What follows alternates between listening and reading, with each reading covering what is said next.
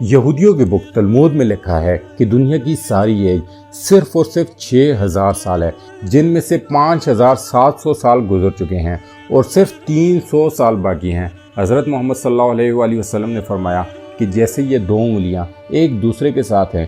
بالکل اسی طرح میں اور قیامت بھی ایک دوسرے کے قریب قریب ہیں۔ آج پوری دنیا میں ایسی کوئی بھی جگہ نہیں ملی جہاں ذوالقرنین کی وہی دیوار ہو جو انہوں نے یاجوج ماجوج کو روکنے کے لیے بنایا تھا۔ ایک دن رسول اللہ صلی اللہ علیہ وآلہ وسلم اپنے صحابہ کے ساتھ مسجد نبوی میں بیٹھے ہوئے تھے اور سارے صحابہ بڑے غور سے رسول اللہ صلی اللہ علیہ وآلہ وسلم کی طرف دیکھ رہے تھے۔ تو آپ صلی اللہ علیہ وآلہ وسلم نے ان سارے صحابہ کو دنیا کے سب سے بڑے اور خطرناک فتنے دجال کے بارے میں بتانا شروع کیا۔ آپ صلی اللہ علیہ وآلہ وسلم نے فرمایا کہ دجال کو اللہ ایسی پاور دے گا کہ دنیا کی ہر چیز، کھانا، پیسہ، بارش اور ایون مرے ہوئے لوگوں کو زندہ کرنے پر بھی اس کا کنٹرول ہوگا، اور اپنی انہی پاورز کو یوز کر کے دجال پوری دنیا پر حکومت کرے گا اور لوگوں کو اللہ کی عبادت کے بجائے اپنی عبادت پر مجبور کرے گا۔ دجال 40 دن تک زمین پر رہے گا۔ اس کا ایک دن 1 سال کے برابر ہوگا، دوسرا دن مہینے کے، تیسرا دن ہفتے کے، اور باقی دن نارمل دنوں کی طرح ہوں گے۔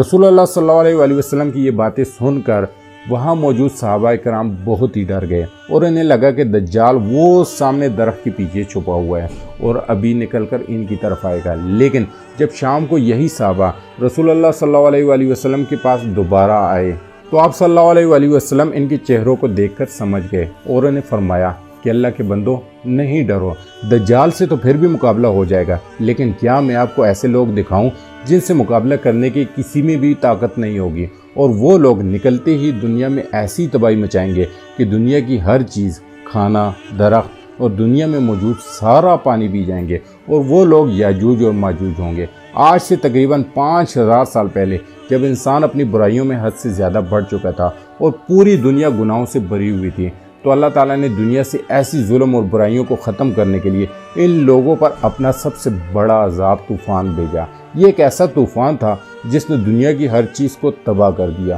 اور صرف وہی لوگ بچ گئے جو اللہ کے حکم سے ایک کشتی میں سوار ہوئے تھے، نوح علیہ السلام اور ان کی اولاد۔ اور آج دنیا میں جتنے بھی انسان ہیں وہ سب کے سب نوح علیہ السلام کے بیٹوں سام، حام اور یافس کی اولاد میں سے ہیں۔ ان تینوں میں سب سے زیادہ خطرناک لوگ یافس کی اولاد میں سے نکلے، کیونکہ یافس کی اولاد دنیا کے سب سے سخت علاقوں نارتھ میں جا کر آباد ہوئے تھے، جہاں ہر وقت زمین برف سے ڈھکی ہوتی تھی، جس کی وجہ سے وہاں کی زمینوں پر کھیتی کرنا مشکل ہوتا تھا۔ اور جیسے ہی وقت کے ساتھ ساتھ یافس کی اولاد نبض میں بڑھ گئی تو ان میں سے وہی لوگ جو نارتھ کی ایکسٹریم میں جا کر آباد ہوئے تھے، ان کی زندگی تو اتنی مشکل ہو گئی تھی کہ ان کو کھانے کے لیے کچھ بھی نہیں ملتا تھا۔ اور جب زندگی مشکلات سے بڑھ جائے تو یا تو لوگ مضبوط بنتے ہیں یا پھر خطرناک۔ اور ایسی ایکسٹریم نارتھ والے یافس کے اولاد نے اپنی بھوک کو مٹانے کے لیے خود میں لوٹ مار کی عادت ڈال دی، اور جس طرح جنگل کے جانور ایک دوسرے سے کھانا چھینتے ہیں، بالکل ویسی ہی یہ لوگ روزانہ قریب کے علاقوں میں جا کر وہاں کے لوگوں کو تنگ کرنے لگے۔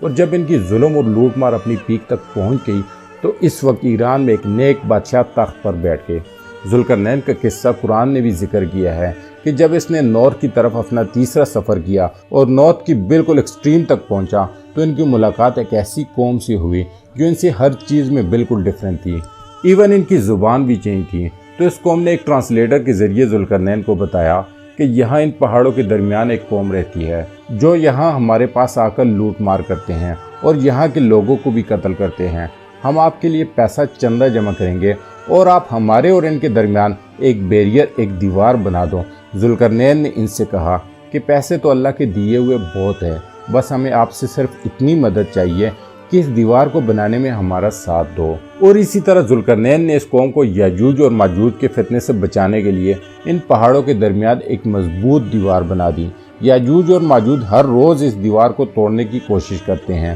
اور جب وہ اس دیوار کو توڑنے کے بالکل قریب پہنچتے ہیں تو ان کا سردار بولتا ہے کہ باقی کل کر لیں گے، لیکن کل کو پھر اللہ تعالیٰ اسی دیوار کو پہلے کی طرح مضبوط بنا دیتا ہے۔ لیکن یاد رکھو، ایک دن ضرور آئے گا کہ یاجوج اور ماجوج اس مضبوط دیوار کو توڑنے میں کامیاب ہو جائیں گے، لیکن وہ کب ہوگا؟ اس ٹیکنالوجی اور سیٹلائٹ کی دور میں دنیا میں ایسی کوئی بھی جگہ موجود نہیں جہاں ذوالقرنین کی وہی لوہے سے بنی ہوئی دیوار موجود ہو۔ تو پھر کیا وہ دیوار ٹوٹ چکی ہے اور یاجوج ماجوج باہر نکل چکے ہیں، یا وہ لوگ اس زمین پر ہی نہیں اور کسی دوسرے پلانٹ پر ہیں اس میں تو بہت بڑی ڈیبیٹ ہے، لیکن ایک چیز اسلام، یہودی اور کرسچینٹی میں کامن ہے کہ یاجوج اور ماجوج قیامت کے قریب ایک گریٹ نمبرز میں پہاڑوں پر پھسلتے ہوئے آئیں گے۔ یہودیوں کے مطابق جب آج سے 2600 سال پہلے نیبوکیڈ نظر بخت نصر نے یہودیوں سے یروشلم چھین لیا اور لاکھوں یہودیوں کو قید کر کے اپنی کیپٹل لبنان کی طرف لائے، تو اس وقت یہودیوں کے پیغمبر نے یہودیوں کو بتایا کہ تم کسی اور وجہ سے نہیں بلکہ اپنے گناہوں کی وجہ سے یروشلم سے نکالے گئے ہو، اور جب تم یہودی اپنے گناہوں کو چھوڑ دو گے تو ایک دن ضرور آئے گا کہ تم یروشلم کو دوبارہ حاصل کر لو گے، اور جب تم یروشلم کو حاصل کر لو گے اور وہاں اچھی طرح سیٹل ہو جاؤ گے تو پھر تم پر ماجوج کے علاقے سے ایک قوم حملہ کرے گی، اور اس قوم کا نام ہوگا جوج، اور یہی قوم دنیا میں ایسی تباہی مچائیں گے کہ ان سے لڑنے کی کسی میں طاقت نہیں ہوگی، اور پھر آخر تمہارا مسیح دجال انہیں قتل کرے گا۔ لیکن اسلام کہتا ہے کہ یاجوج اور ماجوج یہ دونوں قومیں دجال کے ختم ہونے کے بعد نکلیں گے۔ اس وقت حضرت عیسیٰ علیہ السلام زمین پر موجود ہوں گے، لیکن ان دونوں قوموں کا مقابلہ کوئی بھی نہیں کر سکے گا، اور اس کے بعد اللہ تعالیٰ کے حکم سے عیسیٰ علیہ السلام سارے مسلمانوں کو لے کر ماؤنٹ سنائی پر لے جائیں گے، اور پھر اللہ تعالیٰ کسی وبا کی وجہ سے سارے یاجوج اور ماجوج کو ختم کر دے گا، اور یہ سارا کچھ تب ہوگا جب یہودی اپنے پوری پاور سے فلسطین پر قبضہ کر لیں گے اور وہاں مسلمانوں کی مسجد اقصیٰ کو شہید کر کے اس کی جگہ اپنا تیسرا اور آخری ٹیمپل بنائیں گے، اور تب یہودیوں کا مسیح دجال آئے گا، اور پھر اسے ختم کرنے کے لیے عیسیٰ علیہ السلام آئیں گے۔ تو وقت اتنا نہیں ہے کیونکہ تقریباً 80% فلسطین پر آلریڈی یہودیوں نے قبضہ کر لیا ہے، اور دنیا میں مسلمانوں کی کوئی بھی طاقت کبھی بھی یہودیوں کو چیلنج نہیں کر سکتی۔